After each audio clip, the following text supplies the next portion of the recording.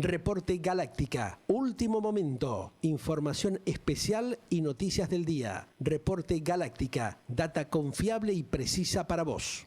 Bien, gente, ¿cómo están? Un gusto saludarlos como siempre. Aquí estamos en Galáctica Radio y Televisión Iberoamérica, transitando otro día increíble, con buena música y por supuesto la mejor información para compartirlo con cada uno de ustedes en distintos puntos del planeta Tierra, ¿eh? Bueno, el tema justamente Machado, Esper, realmente cada vez es más explosivo en la Argentina y logra repercusiones internacionales, por supuesto, ¿no?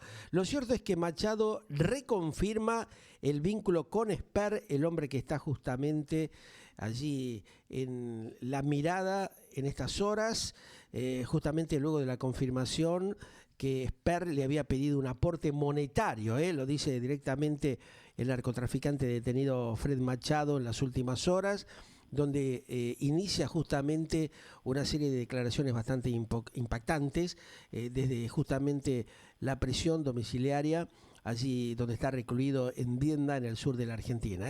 El hombre concretamente se refirió específicamente, digamos, a su vínculo con el economista José Luis Esper, al que le habría aportado al menos como base arriba de 250 millones de dólares durante la campaña presidencial allí por el año 2019. Ese vínculo continuó, pero bueno, Federico Andrés Fred Machado, el empresario acusado y detenido justamente por formar parte de una estructura criminal dedicada, como ya se sabe, al blanqueo de dinero y narcotráfico, rompió el silencio en las últimas horas y contó en su versión de cómo fue su relación con el economista José Luis Esper, ahora separado del ámbito político por el gobierno nacional, el diputado libertario que quedó justamente en el centro de la polémica por los tremendos aportes que recibió en su campaña.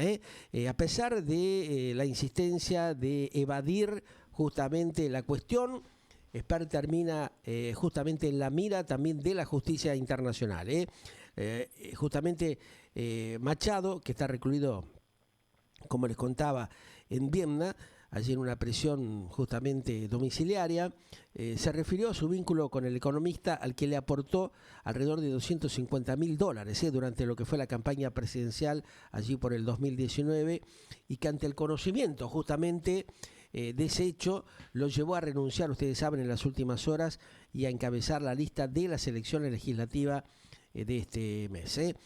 Justamente aseveró el narcotraficante detenido que Esper le había preguntado: che, ¿no me podés hacer un aporte monetario porque estamos en bolas?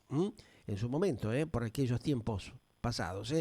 Tras conocerse justamente antes de los últimos comicios presidenciales, es justamente el supuesto pedido que le realiza el economista a este reconocido narcotraficante. La idea de apoyar a Esper en lo económico surge, según él, porque le decía: te necesito, no somos muchos, somos pocos. De esta manera se explayó y agregó también que estaban él, Nazareno Echepare, que es jefe de campaña de Esper, y Clara Montero Barré, que era la vocero del economista en ese momento. Los colaboradores más directos que tenía justamente allí por el 2019 José Luis Esper. Justamente Machado dice que lo conozco en el 2019, nunca tenía interés, él por lo menos lo afirma en lo que es los temas políticos, y al haberse ido de su país, ver cómo se desarrolla en otros países como China, acá dice que hace 3 décadas comemos de la basura, que es lo que le decían, en lo que fue, digamos, el comentario que hizo algunos medios de comunicación. Concretamente, plantea lo que reitero: lo conoce a Esper de casualidad, porque, según lo que dice Machado, le gustaba cómo hablaba. Esper era totalmente diferente al de este 2025. No era un tipo agresivo, en aquel momento por lo menos. A través de un contacto que no viene al caso, él lo llega a conocer. No, hasta ahora no quiso definir quién es justamente el contacto que los presenta. Ahora, lo curioso de esto realmente es también otro tema vergonzoso, porque analicemos que justamente, ¿no?, el vínculo que hay entre el propio mandatario argentino, en este caso Gerardo Milei, y también, en este caso, el caso del narcotraficante, que tienen el mismo abogado. Una cosa realmente muy llamativa, ¿no? En esta Argentina que estamos viviendo, porque realmente no se puede creer todo esto que está pasando, ¿no? Esta revolución social y económica que tiene la Argentina, donde en el medio está justamente metido el tema del narcotráfico. Por eso muchas veces decimos que la Argentina no tiene futuro. En estas condiciones realmente estamos yendo por un muy mal camino. Lo cierto es que el empresario contó que él ayudaba a pequeñas organizaciones y que Esper primero le pidió su apoyo y luego una ayudita económica para su campaña política. Ahí se está hablando arriba de un palo verde de esta guita. No son esos 250.000 mangos que se está hablando. En un momento en que justamente no tenía una gran estructura detrás, estamos hablando justamente de Esper, ¿no? Y eso lo sabemos todos porque realmente notábamos hace un par de años atrás que Esper se prestaba al diálogo con todos los medios de comunicación, después se fue cerrando, como que armó un círculo puntual y con muchos de nosotros en los últimos tiempos directamente no quería hablar, porque se la veía venir, ¿no? Que le íbamos a seguir preguntando sobre estos temas. Entonces el hombre muy escurridizo se fue escapando, ¿no? A pesar de los sollozos que vimos en algún que otro medio de comunicación. Dice que de alguna manera le contaba a Machado, Esper, que quería detonar al sistema político, que tenía 58 años y quería cambiar el país. Fíjense de qué manera lo cambió al país, ¿no? Con un gasto tremendo de casi 15 palos verdes tirados a la basura y en boletas. El gran negocio que se viene ahora para las imprentas en estas horas. Deben estar chochos los imprenteros, que están muchos de ellos casi fundidos por la falta de laburo que hay, por la cuestión de no imprimir en papel. Justamente muchas empresas, los catálogos, los folletos, ustedes saben que se ha dejado de imprimir hace mucho tiempo, ¿no? Pero bueno, esto es un gran negocio nuevo, otro gran curro que tiene la Argentina. Vamos a ver en manos de quiénes queda. Pero esta guita la tendría que poner Esper, se la tendría que hacer pagar a él o al propio gobierno, sacar justamente a los funcionarios políticos, guita de su bolsillo, de sus sueldos, y pagar ellos directamente esta locura que se han cometido, ¿no? No restarle justamente esos dineros a la sociedad, porque es guita que se la sacamos ¿a quién? A los de siempre, a los jubilados, a los médicos, a los discapacitados, a la educación, a la salubridad. Siempre la Argenlandia termina con el mismo boludismo crónico, ¿no? Una verdadera y auténtica vergüenza, apañada por algunos pseudo colegas periodistas y comunicadores sociales que están prendidos, ensobrados con estos y otros tantos personajes denigrantes que viene teniendo la Argentina, ¿no? Cuando hablábamos con Esper, nos parecía que era un tipo que también, como creíamos en un principio, del propio actual presidente argentino, venía a cambiar la historia. Pero parece que lo que quieren cambiar es el tipo de negociados que se realizan, ¿no? Es lamentable y patético lo que se está viendo en estas horas otra vez en la República Bananera que sigue siendo la Argentina, Machado específicamente se refirió, fíjate vos, a dos montos distintos que le habría girado Esper. Por un lado, más de $200.000 en concepto de asesorías personalizadas, de una minera de Guatemala, no sé, de Centroamérica. O sea, ya no saben cómo mentir, cómo versear. Unos garcachantas de acá a la China, ¿no? Pero bueno, a ver, dicen de que la cifra total del contrato no la recordaba. O sea, esto está hablando de que es mucho más de 200 lucas, que es lo que se está hablando. Acá se están tirando cifras de cerca de $1 millón, ¿no? Hay que ver dónde fue a parar toda esa guita, cómo se canalizó. Dice que él no se acuerda, Machado, por lo menos de la cifra final, era en cuotas, le pagaban cuotitas, ¿no? Hay un contrato firmado. Él, por Esper, dice, lo apostilló y le había mandado una copia. Bueno, estaría bueno que la justicia en algún momento dé a conocer, a ver realmente de cuántos estamos hablando, de cuántos morlacos, cuánta guita realmente se hizo circular en este tremendo choreo y curro que tienen los dirigentes vergonzosos de la República Bananera, reitero que es la Argenlandia que vivimos. A ver, por otro lado habló del monto que destinó, según él, para gastos de campaña, entre comillas, ¿no? La plata para un tipo que gasta $1.000 al mes, si gasta, bueno, como se planteaba en el informe, 100.000 es mucho, dijo. Por los ingresos, a él no le pareció un gasto muy importante. Le habré dado 100 o 150 lucas más, dijo. O sea que aparte de este dinero, parece que recibía algún regalito extra. Bueno, cuando él dice que llegó a la Argentina, ya tenían vicepresidente. ¿Quién era el vicepresidente? Otro muchacho, otro colega periodista, que ahora está también bastante desaparecido, que es Luis Rosales, un periodista de la CNN, que según él dice no lo conocía. Le dicen que vamos a hacer una reunión para planear la campaña a lo Dick Morris. Es espectacular lo que pasa en la Argentina, ¿no? Cómo van maquinando todo, el bocho que tienen para generar justamente este tipo de estafas ante la sociedad, ante el pueblo. Bueno, parece ser que él asesora hace 40 años a Clinton, según lo que comenta Machado sobre el periodista, el colega Luis Rosales. Añadió también que en la casa de Rosales, justamente cuando se reunieron, el desaparecido, vamos a ver cómo da algún tipo de explicaciones próximamente, Esper estaba allí, Clarita, la encargada de prensa, Dick Morris, estaba también uno que hace encuestas, otro que parecía sacado de una película de los años 40, dos pibes jovencitos. ¿Y quién más estaba? Lilia Lemoyne, la corista de anoche del presidente Javier Gerardo Milei. Era muy bizarro todo, ¿no? Bueno, bizarro no, es la verdad que una locura. Esto que estamos viviendo en la Argentina es una verdadera payasada, Históricamente nunca se ha visto una situación de estas características. El boludismo crónico que tienen estos dirigentes, cómo nos toman de boludos, cómo nos boludean berretamente, realmente no se puede creer.